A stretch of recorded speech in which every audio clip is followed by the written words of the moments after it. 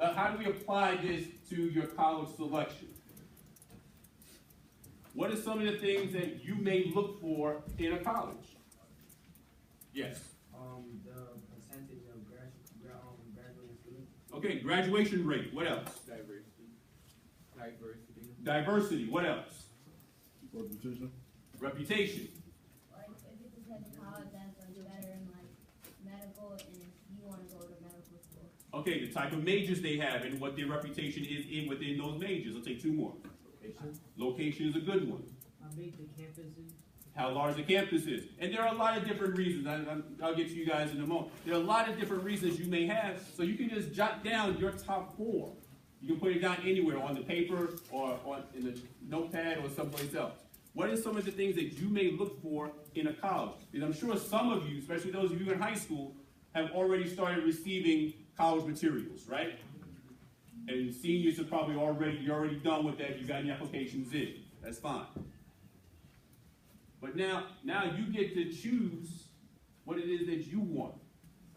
Because guess what? The colleges are definitely going to have their own set of criteria and their list of things that they're looking for in a student. So now it's time for you to come up with your list.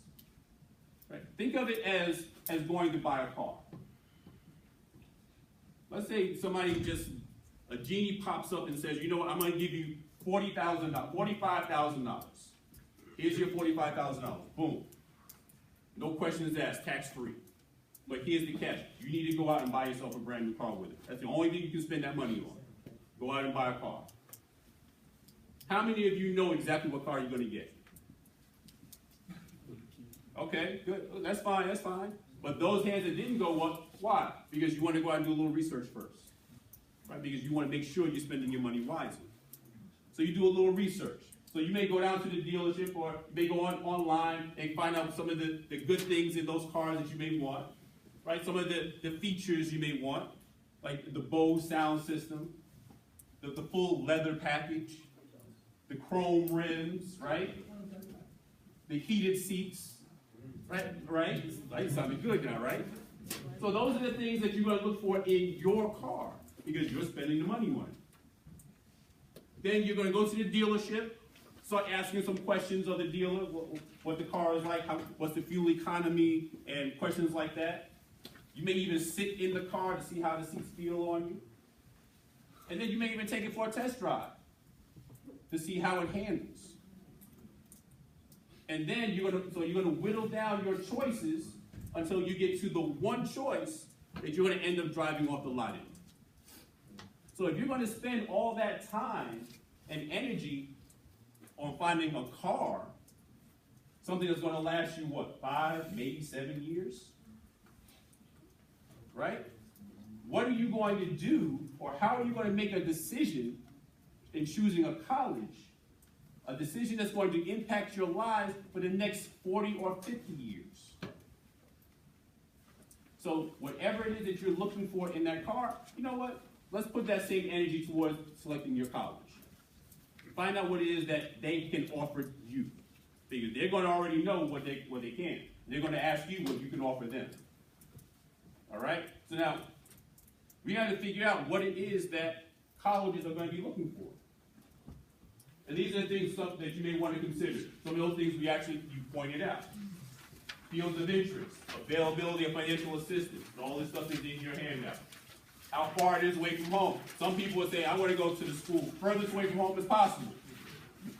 Yeah, okay, that's fine until Thanksgiving comes around.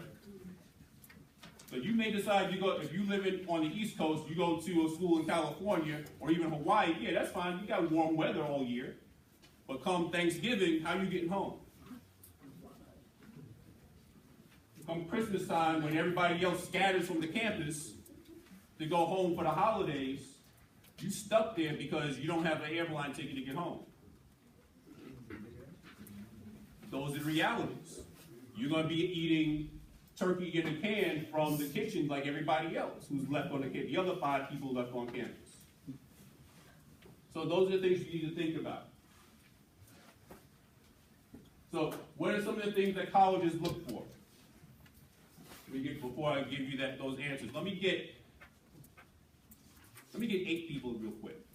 8 volunteers. 1, come on up. Okay, I need 8. 2, 3, come on. 4, I need 4 more. 5, let's go. 6, 3, 4, 5, 6. So 2 more, 2 more. Any 2. Do I have to come out there and start pulling people out? Come on, 7. 1 more. One more. It can be anybody. It can be anybody. It can be anybody at all. 1, 2, 3, 4, 5, 6. Oh, you lucked out. You haven't seen. You lucked out. The guy ate up for you already. You lucked out. Okay. This is what I need you guys to do. You hold that. Hold that. Hold that. Take that one. You take that one. You take that one. You take that one. Okay, you take that one. Okay. Don't turn it. No, take it around this way. Okay. Now what I need you all to do, I'm going to give you about 30 seconds, well maybe 45 seconds, to come up with a word that will use those letters. Ready? Go. Come on, you all got to get together and figure out what word you're spelling.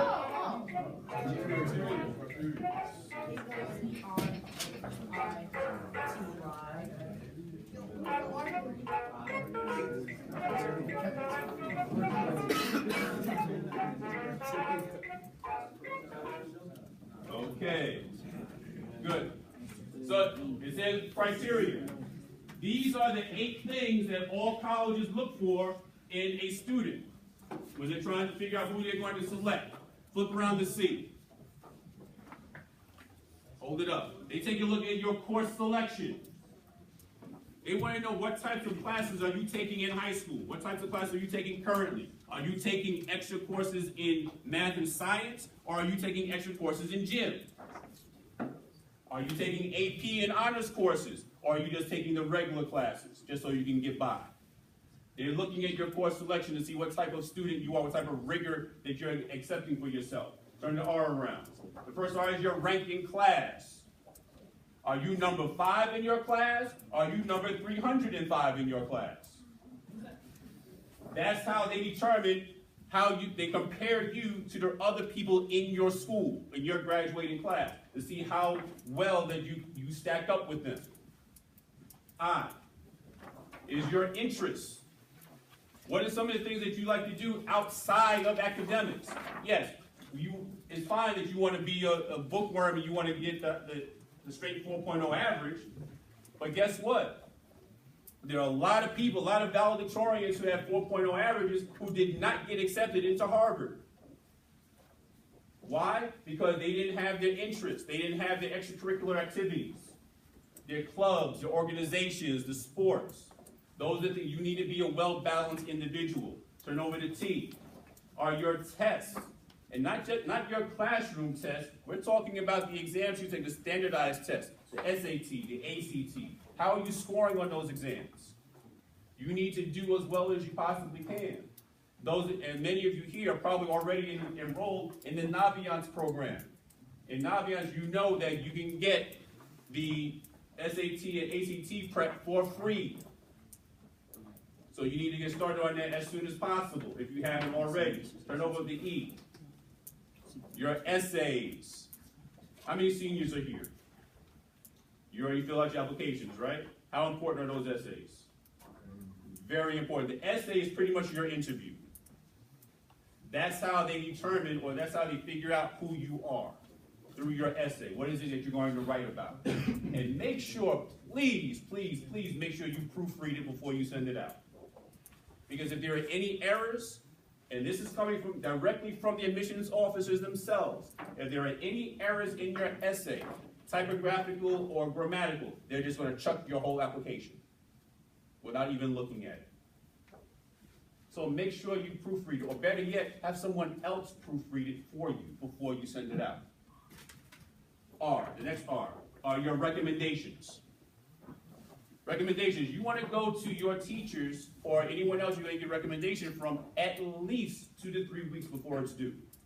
Not the day before, not 3 hours before.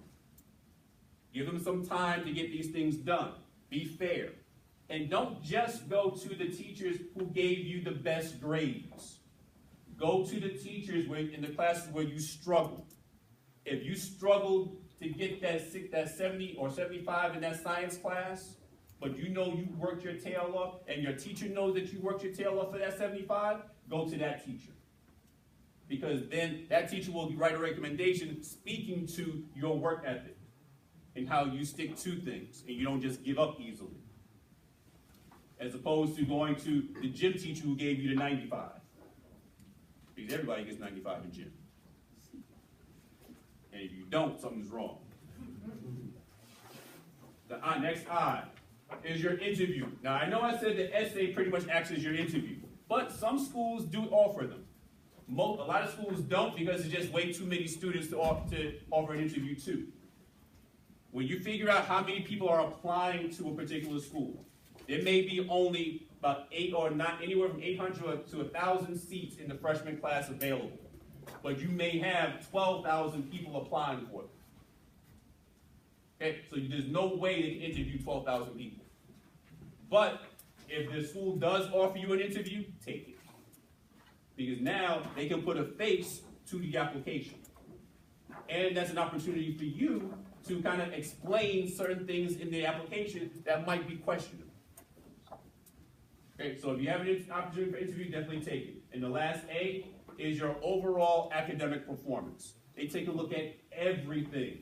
Everything that you've done from the moment you set foot into high school until the moment you graduate. Now, don't think, now this is for my seniors. Don't think that when you get that acceptance letter, it's all well and good. Because guess what? You're still on the spot. Because now, that's just a conditional acceptance. Because if you do anything dumb between now and the end of school, they can and have rescinded acceptances. So this means watch what you post on the internet. Watch what your friends are tagging you in. And all of that. Because the schools are watching. For the most part, in your application, they usually ask you for an email address, right? They usually ask you for or a website, a personal website. Or they may even ask you for your Twitter handle or your Facebook handle. Why? So they can check out what you're putting on your wall. Or what other people are putting and posting about you. And then they're going to make their decisions based on that. So all of these things, all 8 of these things are what your schools, these colleges are going to be looking for in determining if you're right to come to their school. Why? Because it's all about branding. They want to make sure that your brand matches their brand. And we're going to talk about branding in a minute. Let's give these guys a round of applause for being up here. You can put these guys up on stage and grab a pen when you go back to your seat.